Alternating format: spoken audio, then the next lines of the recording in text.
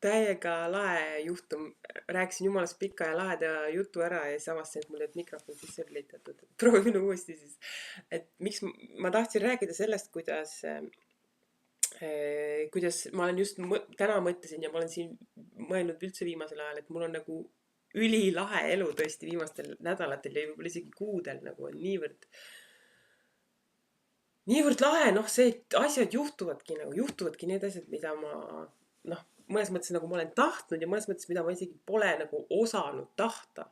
et, et niivõrd lahe on ju kõik need töökohad, kus ma olen saanud proovipäevadel käia. Et need proovipäevad on nii lahedad, issand jumal, ma mõtlen, et võikski nagu hakata käima lihtsalt tasuta tööd tegemas, et see on nii huvitav.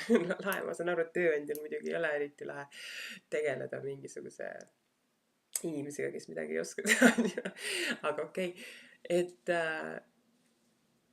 ja täna ma käisin näiteks lammast pügamas. 2 lammast pügasin ära. Hästi toredad lambad olid. Väga, väga meeldiv kogemus oli.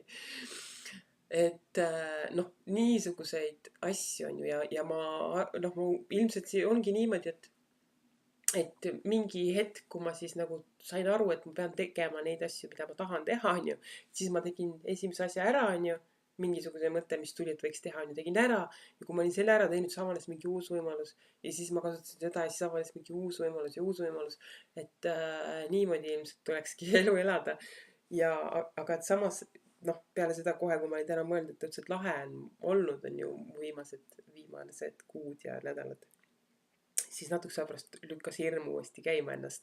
Et ego peab ikka kogu aeg mingit probleemi tekitama. Et noh, lihtsalt on ju kardab nagu täitsa loll on ju. Noh, selles mõttes, et kõikides nendes töökohtades, kus ma olen olnud, on alati mingi väike hirm on nagu sees olnud. Et noh, ma mõtlen, siis ma saan ju aru, et loomulikult esimesel päeval ei oskagi keegi midagi teha, on ju, täiuslikult või noh, üldse midagi, on ju. Aga see mõte millegipärast ei lohuta mind, et ma ikkagi nagu kardan, et ma ei saa hakkama. Noh, kõik inimesed maailmas on kunagi pidanud nagu alustama nullist nagu, et no ja kõik on ikkagi lõpuks kuidagi hakkama saanud, no mitte päris kõik, aga enamasti on ju. Et see on täiesti sihuke irratsionaalne hirm esiteks. Teiseks muidugi dilemmad jälle, et mul siin vahepeal tundus, et ma juba sain ühest dilemmast lahti, et noh, siis ma olin kõvasti siin Jumalat palunud, et ta teeks mu elu kergemaks ja siis juhtuski üheks hetkeks see, et üks minu nendest potentsiaalsetest tööandjatest enam ei vastanud mu kirjadele, siis ma mõtlesin, okei, nüüd see langes ära, on ju. Ja nüüd ma ei peagi enam otsustama, nüüd ma võtan selle, mis on jäänud. Aga nüüd nad kõik jälle kirjutasid ja tahavad põhimõtteliselt, no ütleme sisuliselt on huvitatud, on ju. Nüüd mul jälle korraks ego lükkas käima, et ja ma pean otsustama, on ju. Et ei taha üldse otsuseid teha tegelikult. Ja mõnes mõttes ongi, võib-olla peakski elama oma elu niimoodi, et sa ei peagi otsustama midagi.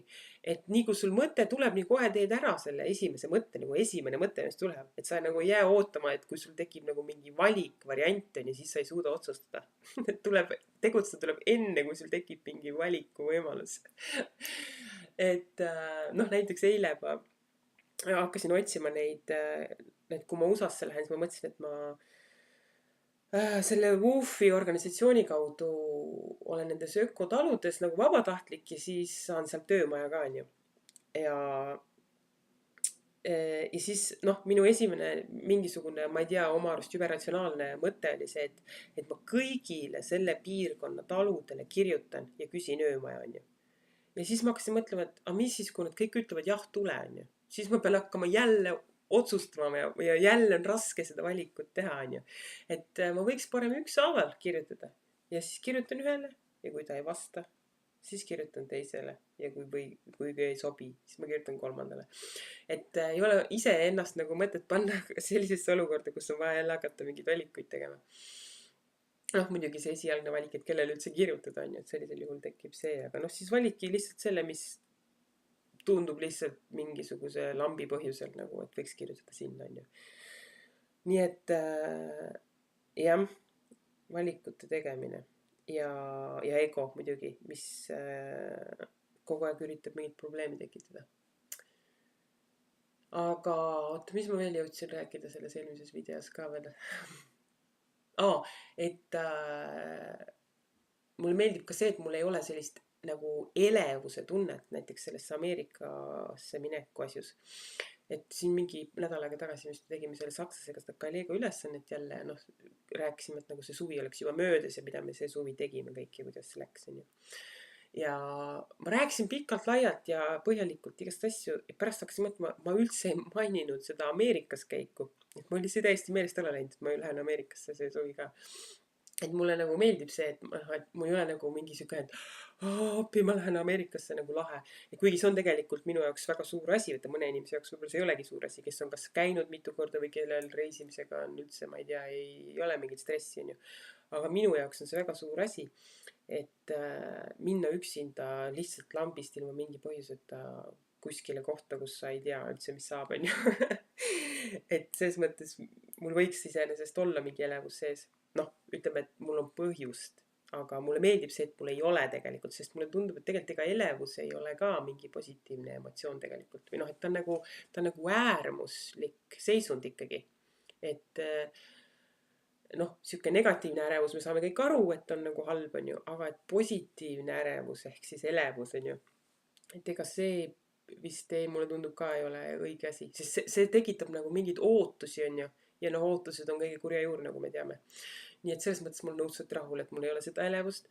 Ja isegi see kunstviljastamise teema, et sellega seoses mul ei ole ka olnud nagu mitte mingit elevust ega ärevust. Noh, see kõige esimene päev, kui ma pidin nagu arstile aja panema, et see oli siuke hetk, kus ma nagu kartsin, noh, hirm oli sees. Ja kui ma selle olin ära teinud, siis edasi tundus kõik nagu hästi loomulik ja normaalne ja mul ei olnud nagu mingisuguseid kahtlusi ega kõhklusi vahepeal. Noh, nüüd siin eile, võib-olla ütleme esmaspäevast saadik, mul on tõesti nagu sihuke, hakkab nagu elevus tekkima, ärevus. Ja noh, ütleme täna ma tõesti juba ootan seda homset päeva, homme on see päev, kui siis läheb asjaks nii-öelda. Et mul hakkab kõik väike sihuke ärevus või noh, ütleme elevus tekkima. Et aga noh, see võib-olla on ka kõikidest nendest asjadest see asi, mida ma nagu kõige rohkem tahan ka. Et see ongi see, mis mulle nagu kõige rohkem nagu rõõmu võiks tekitada ja sellepärast on ka loogiline, et see tekitab minust kõige suuremat elevust, onju.